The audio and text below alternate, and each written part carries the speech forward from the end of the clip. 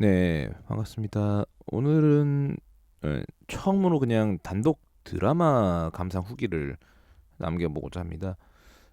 이토록 친밀한 배신자라는 이제 MBC에서 10부작으로 이번에 나온 작품이고 저는 이제 넷플릭스로 공개돼서 같이 즐겼습니다. 제가 이제 최근에까지 아마 드라마를 후기로 다뤘던 것들은 이제 소설 원작이 있는 작품을 이제 읽고 미디어화된 것들, 특히 뭐 드라마화된 것들이 있다면 이제 그거를 이렇게 같이 다루는 적은 있는데 아마 마당이 있는 집이 마지막이었던 것 같긴 해요. 뭐 그 이후에 있었나? 아, 죄송합니다. 그 이후에 김서영 주연의 종이달, 그것도 이제 일본 원작이 있고 일본 원작의 드라마, 뭐 영화, 그리고 한국 드라마, 뭐 아무튼 여러 가지가 있었는데 그런 식으로 목적은 이제 책을 읽고 나서 과연 원작과 얼마나 이제 차이가 있는지 혹은 어떻게 충실하게 연출했는지 그런 걸 확인하기 위해서 이제 드라마를 접했던 것을 이제 남긴 기록은 있는데, 지금처럼 이 이토록 친밀한 배신자는 좀 후기를 남기고 싶어서 이렇게 글도 써보고 또 그걸 바탕으로 이야기를 해보려고 합니다. 이야기는 이제 대충 봤다는 사람을 기준으로 그냥 대충 언급을 하겠습니다. 일단 이야기 자체, 이전 드라마가 던져지는 그 어떤 서사의 전개 방향은 의심이라는 하나의 어떤 키워드를 가지고 이 드라마의 어떤 10부작을 끌고 나가는, 그렇다고 해서 어거지가 아니라 우리가 가지고 있는 그런 어떤 의심이라는 가지고 있는 어떤 이 감정, 정서, 또 그걸 토대로 해서 이야기들이 흘러가는 부분을 잘 그려내고 있는 것이 아닌가라는 생각이 들었습니다.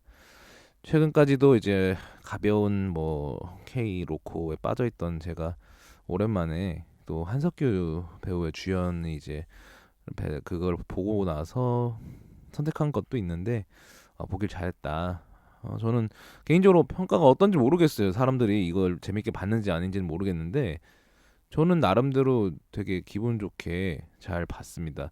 사실 처음부터 그러니까 기분이 좋을 만한 내용은 아닌데 이제 결말을 끝까지 보고 나니 음, 이제 어떤 기획한 이제 연출자의 그 어떤 의심을 갖는 그 확신, 그리고 믿음, 또 그런 것들이 어떤 방향으로 이제 의심을 잘 훼손해 나가는지, 이런 굵직굵직한 사건과 사람들과의 관계들을 잘 풀어냈던 것 같아요. 그리고 이제 썸네일에도 언급됐지만 있는 그대로 보는 게 왜 이렇게 어려울까요? 라는 것도 이제 거의 마지막 편 10화에서 나오는 어, 거의 지나가듯이 하는 말이기도 했는데, 이 모든 이 뭐랄까요, 등장인물들이 가지고 있는 각각의 의심들, 의심들 속의 확신들, 또 자기들만의 믿음, 이런 것들이 결국 그 의심이라는 것 때문에 다 무너지고 바뀌고 비틀어지는 이런 것들이 굉장히 흥미롭게 다뤄진다는 거, 그걸 보면서 이게 10화가 끝나기 전까지는, 10화가 나오고 거기서 결말이 이루어지기 전까지는 계속 답답하고 뭔가 좀 어, 보는 데 있어서 좀 그런 불편함이 좀 있었죠. 왜냐면 왜 의심을 하고 또 의심을 하는 이유에 대해서 속 시원하게 표현하지 않고 조금씩 드러내고 우리 스스로도 뭔가 상대 캐릭터에게 의심을 품게 하는 그런 것들을 계속 장치적으로 만들어내고 있습니다. 좀 더 구체적으로 들어가 보자면 일단은 한석규 배우가 이제 연출한 장태수 캐릭터 프로파일러는 이제 어린 시절의 하빈이 그 그냥 동생 하준이 죽던 그 사건 현장에 함께 있었던 것 때문에 그 어떤 그 하빈에 대한 의심을 어, 갖고 살아갑니다. 풀어내지 못한 채 실제로 직접 묻지를 못하는 거죠. 하준이를 죽였는가, 그냥 의심만 할 뿐, 또 의심을 걷어내지 못할 뿐. 그러니까 모호한 상태죠. 의심을 지금도 하는지 안 하는지. 근데 막상 사건이 벌어질 때마다 하빈의 행동이나 어떤 사건의 뭔가 알리바이를 계속 확인하게 되고, 음, 마치 아버지지만 프로파일러다. 프로파일러인데 아버지다. 뭔가 혼재돼 있는 그런 혼재성이 보여지는 그런 모습인데 또 한석규 배우에서 그 연출하는 그 어떤 캐릭터 자체가 뭔가 흔들림이 없어 보이는 듯 하는데 굉장히 이제 요동치는 그 감정들이 어떤 정제된 연기를 통해서 잘 보여주는 느낌이 들고 반대로 이제 하빈이라는 캐릭터 자체도 그 의심 속에서 자라나는 아이잖아요. 하준의 죽음 또 어머니 지수 이제 오연수 배우가 했는데 어머니의 또 극단적 선택 그리고 갑자기 사라진 수연이라는 절친의 사망 그러니까 모든 주변의 자신과 이 이제 가까웠던 인물이 떠나가거나 사라짐을 뭐 넘어서서 죽어버리니까 그러면 자기는 자기 스스로가 그럼 남들과 다르고 자신이 이제 괴물이다라는 스스로가 어떤 그런 식으로 인지를 하고 있어요. 그러니까 내가 남과 다르고 나를 바라보는 그 눈빛을 굉장히 이제 어, 인지하고 있죠. 음. 그래서 저는 하빈이라는 캐릭터가 굉장히 좀 뭔가 불편한 느낌도 사실 있었고 뭔가 안타까운 느낌도 조금 있었고 사실 결말까지 다다르기 전까지는 이 캐릭터의 어떤 정체를 모르겠는 거예요. 이게 진짜 독특한 캐릭터가 그냥 그럼 이 친구가 뭐 실제로 뭐 사이코패스 성향을 지닌 아이인가? 왜냐면 실제로 하준을 죽였는지 안 죽였는지 끝까지 나오는 게 막판에 나와 10화에 나오는 거예요. 이게 그것도 되게 심플하게 나오긴 하죠.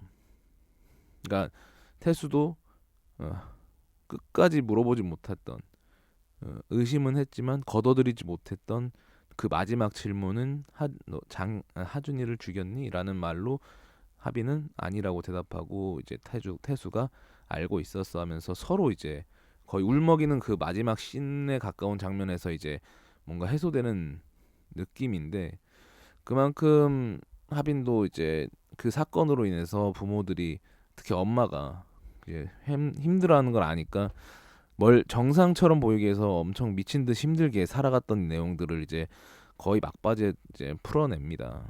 그래도 그 친구가 가진 어떤 분노나 이런 정서가 서려 있고 참 복잡한 내용들이죠. 그러니까 의심이란 주제를 하나를 만들기 위해서 다방면에서 여러 등장인물을 통해서 특히 하빈이 그 중심이 되고 물론 그 주변부에 있던 사건들 뭐 여기서 메인은 아무래도 뭐 보시면 아시겠지만 가출팸에서 엮여 있는 어떤 여러 살인 사건들 의문의 사건들과 막 현장에서 벌어지는 일들을 조금씩 이제 보여주고 나가는데 사실 친절해요. 뭐 그렇게 막 사건을 비밀스럽게 풀어나가기보다는 뭐 이런 이유의 이제 어떤 스릴러를 보신 분들은 이제 결말 같은 내용들을 이야기로 풀어주면 아 그럼 그렇지 뭐 이렇게 하실 것 같아요. 근데 저는 일단 이런 거 보면은 그냥 뭐 추측하면서 보진 않고 그냥 따라갑니다.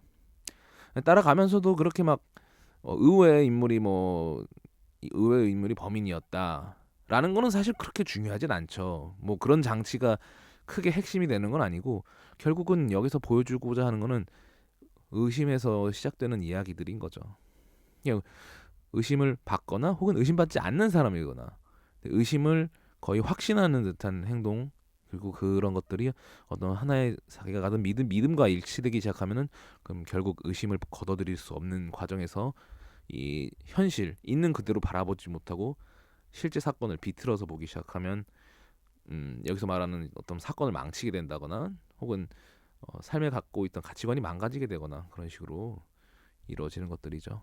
그래서 그래도 이야기는 뭐 결말 부분에서는 그래도 거의 드라마들이 마무리를 잘 짓지 않습니까? 그래서 결말은 잘 마무리가 돼서 이제 태수와 하빈의 어떤 아버지와 딸의 관계가 회복이 되는 서사로 마무리가 되는데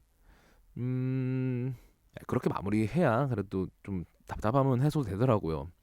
결말에서 마침 뭐또 시즌 2를 예고하듯이 갑자기 하빈의 사이코패스적 성향이 드러난다거나 뭐 그렇게 된다면 뭐 미드에서는 그럴 수 있겠지만 한국 정서상 10부작으로 마무리되는 이야기 속에서는 잘 해피엔딩으로 마무리가 됐고, 의심을 걷어들인 이제 관계 맺음, 거기서 이제 태수가 하빈에게 시계를 선물해 주는데, 어떻게 보면 이 의심이라는, 어떻게 보면 태초로 끌고 올라간다 보면 하준의 죽음으로 시작된 그 의심의 씨앗이 또 어머니인 이제 지수의 자살로 인해서 정말 둘의 시간은 멈춰버린, 각자의 태수와 하빈의 멈춰버린 그 시간이 이제 결말 부분에서 시계란 장치, 그 시계 초점이 다시 움직이는 장면으로 이제 클로즈업으로 되면서 마무리가 어느 정도 되는데, 이제 그들만의 시간이 다시 돌아간다. 시계가, 저는 그렇게 해석했어요. 그냥 그런 시계라는 장치가 이제 의심을 걷어들이고 이제 새로운 믿음으로 나아가는 거죠. 이제 진실을 서로 알게 되었고 사건의 모든 것들이 해결되면서, 물론 그 안에서 또 다른 투닥거림은 생길 수 있겠지만 그거는 뭐 열린 결말도 아니고 그냥 드라마가 끝난 이후의 시점이니까. 아무튼 재밌게 잘 보았습니다. 이런 식으로 해석하면서 의심이라는 키워드 하나 가지고 이야기를 전개한다는 이 느낌의 장르 드라마가 꽤 괜찮더라고요. 뭐 단순한 이제 형사 드라마라고도 볼 수 있겠지만, 저는 인간이 어떤 가지고 있는 그 의심에 대한 근본적인 어, 어떤 정서, 그런 것들을 이제 기획 의도에서 잘 담아냈던 게, 니체의 어록을 인용하더라고요. 이제 진실의 반대말은 거짓이 아니라 믿음이다. 그러니까 믿고자 하는 그 마음이 이제 거짓을 가려버리는 경우도 있고 진실을 왜곡되는 경우도 있죠. 그러니까 의심도 마찬가지. 의심에 대한 확신이 커지면 실제 어떤 현실과는 다른 받아들임이 생기는 거고, 그러한 이야기들을 10부작으로 또 한석규 배우, 그리고 최원빈 배우라는 굉장히 젊은 이제 딸의 역할을 한 배우의 이제 역할인데, 뭐 여러 배우들이 참 열혈은 해준 것 같아요. 그 한석규 배우야 뭐 명 배우셔서 워낙 그랬던 것도 있고, 실제로 그 둘째 한석규 분 거의 따님 뻘이시니까요. 어쨌든 그 배우가 뭐 실제로 딸애라고 역할을 해도 무방하고, 뭐 당연히 연출한 부분도 있겠지만 어떤 그 태수라는 인물, 그리고 하빈이라는 인물, 이 두 어떤 부녀 간의 캐릭터가 묘하게 닮아 있는 게 좀 저는 매력 포인트랄까? 근데 그런 따님은 컨트롤한다는 게, 컨트롤을 하는 건 당연히 아니겠지만 어쨌든 소통해 나간다는 게 대단한 것 같긴 해요. 그러니까 물론 서로 거의 칼날 같은 티키타카가 오가는데 전혀 뭔가 위화감이 없는 참 멋진 장면들이 많이 나왔습니다. 그래서 잘 봤고요. 이제 저는 이제 이 드라마에 대해서 이제 또 의심이라는 키워드로 제 어떤 삶을 반추해 봤는데, 이거는 그냥 글로 남겨놓고 저는 이제 유튜브에는 드라마에 대한 후기만 남기고 마무리하도록 하겠습니다. 아무튼 재밌는 드라마였고요. 뭐 드라마보다는 아무래도 영화가 후기 남기기 좋아서 글레이데이트를 볼까 생각 중인데, 이거 극장에서 꼭 봐야 된다고 하니까 혹시나 보게 되면 후기 남기도록 하겠습니다. 네, 감사합니다.